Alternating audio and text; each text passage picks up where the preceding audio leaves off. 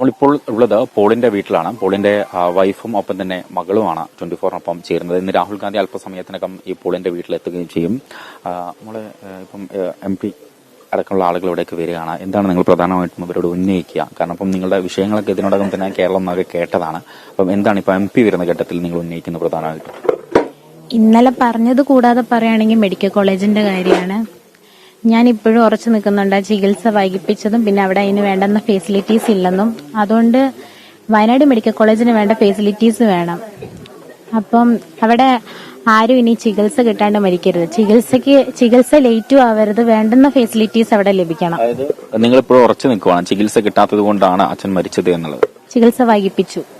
അതിൽ എനിക്ക് മാറ്റമൊന്നുമില്ല. അതിൽ തന്നെ ഞാൻ അന്നും ഇന്നും ഉറച്ചു നിൽക്കുന്നു.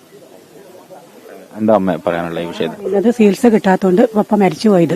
എന്താണെന്ന് വെച്ചാൽ ആരും അങ്ങനെ വളരെ അത് ശ്രദ്ധിച്ചിട്ടുണ്ടാണ്. അതുകൊണ്ടാണ് മരണം സംഭവിച്ചിട്ടാണ്. അങ്ങനെ ഒരു കുടുംബമാണ് പോയത്. എന്നുവെച്ചാൽ എന്റെ മോളും പെരുവഴിയാക്കി. എന്നുവെച്ചാൽ ഈ കുടുംബം കഴിഞ്ഞുകൊണ്ടിരുന്നത് അന്നന്ന് പണിക്ക് പോയാണ്. ഒരാഴ്ച കാലം പണിയില്ലായിരുന്നിട്ട് ഇന്നലെ പണിക്ക് പോയി സംഭവിച്ചു. ഇനി ഒരിക്കലും ആ ഒരാൾക്കാർക്ക് ഒരു അമ്മയ്ക്ക് ഒരു മകളും ഇതുപോലെ കരയരുത്. അതിനെ അപേക്ഷിക്കുന്നു എന്തായാലും. എന്നുവെച്ചാൽ ഈ മൃഗങ്ങളെ ഇങ്ങനെ വളർത്തിക്കഴിഞ്ഞാൽ നമുക്ക് ഭയങ്കര ജീവിക്കാൻ ബുദ്ധിമുട്ടായില്ലേ? അതിനെന്തെങ്കിലും നടപടി എടുക്കണം. അല്ലെ വെടിവെച്ച് മയക്കി ആനേനെ മാറ്റണം, കടുവേനെ മാറ്റണം. അല്ലാതെ ഇവിടെ ജനങ്ങൾക്ക് ജീവിക്കാൻ പറ്റത്തില്ല. വളരെയേറെ സാമ്പത്തിക ബുദ്ധിമുട്ടാണ് ഞങ്ങൾക്ക് എന്തായാലും സർക്കാർ സഹായം തരണം. ഞങ്ങൾക്ക് പണം അല്ല ആഗ്രഹിച്ചത്, ഞങ്ങൾക്ക് ഞങ്ങളുടെ ആളെയാണ് വേണ്ടത്. ഇങ്ങനെ ആർക്കും ഒരു അമ്മയും ഒരു മകളും കരയരുത്. ഞാനൊരു സുഖമില്ലാത്ത ആളാണ്. മരുന്ന് കഴിച്ച് എന്താണെന്ന് വെച്ചാൽ ഇനി ഒരു സ്കാനും കൂടെ ചെയ്യണമെന്ന് പറഞ്ഞാൽ അത് പറയാന്ന് പറഞ്ഞു. 2 ഓപ്പറേഷൻ ചെയ്ത് ഒരു മകളെ എനിക്കുള്ളൂ. ഒരു മോനുണ്ടായി മരിച്ചുപോയി. ഒരു ആന്തരി പോലും ഈ കുടുംബത്തില്ലാത്തയാണ്. എനിക്ക് ഏത് നേരത്തും എനിക്ക് തീരെ പറ്റില്ല, റെസ്റ്റ് തന്നെ വേണമെന്നാണ് പറഞ്ഞത്. അങ്ങനെ ചികിത്സ കഴിയുന്ന ഒരു അമ്മയാണ് ഞാൻ. എനിക്ക് ഈ മകളെ നോക്കിപ്പോണ്ടേ ഈ പപ്പ ഉണ്ടായിട്ടല്ലേ ഞാൻ ആ ധൈര്യത്തിലല്ലേ ജീവിച്ചു. ഞാൻ എന്ത് ധൈര്യത്തിൽ ഞാൻ ജീവിക്കും?